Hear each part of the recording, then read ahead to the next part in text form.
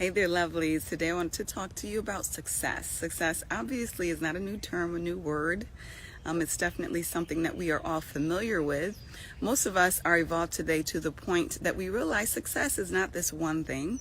It doesn't equal more money, though it may for you. It doesn't equal more education, though it may for you. But success is something that is customized. It's an idea. It's a vision that we create in our own minds, in our own selves. And ultimately, success means this level of contentment of reaching a goal that we set out. That's pretty much what success is. And so I'm here to share what I believe are those three important ingredients, those three components, those three steps toward success. I'm not here to tell you that they're independent of each other, because I don't believe that they necessarily are. They can actually positively influence each other in a phenomenal way as used appropriately. But I do believe that all three are very important in reaching success. So I believe those three important ingredients to success include, of course, your potential, your effort, and opportunity.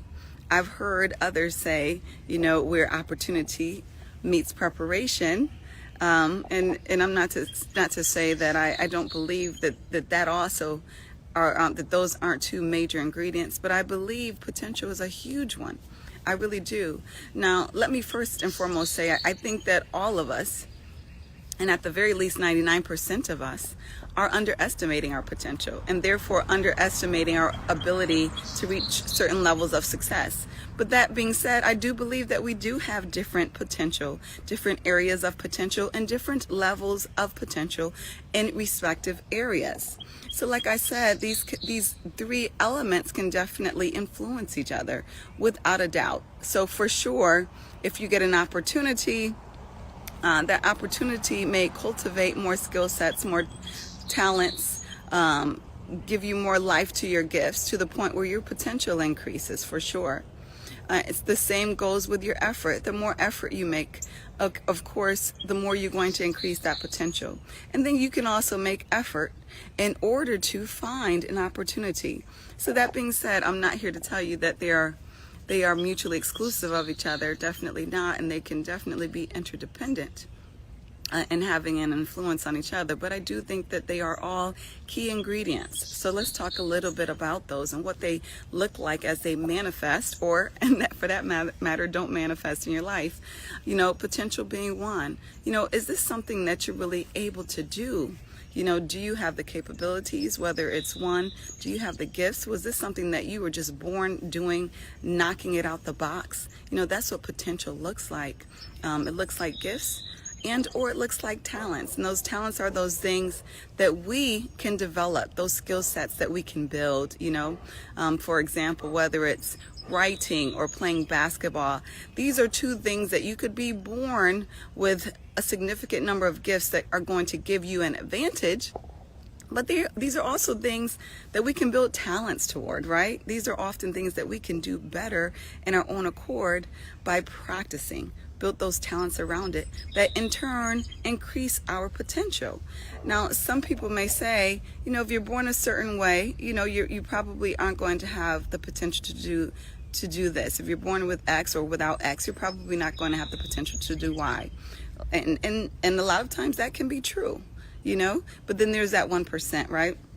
So basketball, for example, most of us believe if we're not born to be at least 6'2", okay, we need to strike basketball off of the goals. And then you have an anomaly come around, once every maybe 50 years, we don't know, a Spud Webb who's dunking and doing all these miraculous things at about, I believe he was about 5'6", something of that nature, who's totally going to defy nature in every single level. And that's what God does, right? Sometimes he's going to surprise us and be like, whoa, I didn't think I could do that. And those types of things you can only do through God, right? If you're not born, knowing that you are fitting into this box, and I'm not going to tell you that God isn't going to make those exceptions. And what is often is going to be required is for you're going to need to hear from him closely, right? To tell you, are you the exception to the rule? But that being said, you're still going to need that potential at the end of the day, whether it's lining up in a preparatory way regarding that success that you're going after, or if it's something specifically God said, you know what, you're an anomaly, but you're going to do it. You stutter like crazy, your articulation isn't there, but I need you to be a public speaker for me. We've heard time and time again that story, and it happens. So God has the final say over potential, but again, you have to have that potential in order to have success. Secondly is the effort. You have the potential. God blessed you with the gifts. Are you lazy with the gifts? Now, if you're lazy with the gifts, 9 times out of 10, that success is not going to come. Now, you may have this miraculous, thing just land on your porch, and it happens sometimes. But 9 times out of 10, if you don't have the effort, success is not going to be there, even with the most phenomenal gifts. And we've seen it. We've seen people blow our minds away, whether it's with singing or the way that they calculate mathematics or the way that they make strategic decisions. We've seen people, phenomenal dancers, all different types of gifts we've seen people blessed with that just disappear over the years because they don't feel like doing it, They are blessed with this gift, and either they're lazy or they're not interested in using it. So the effort obviously is going to need to be behind you having success in that area of the gift, or else it's just not going to happen. And then, thirdly, it's about opportunity, quite frankly.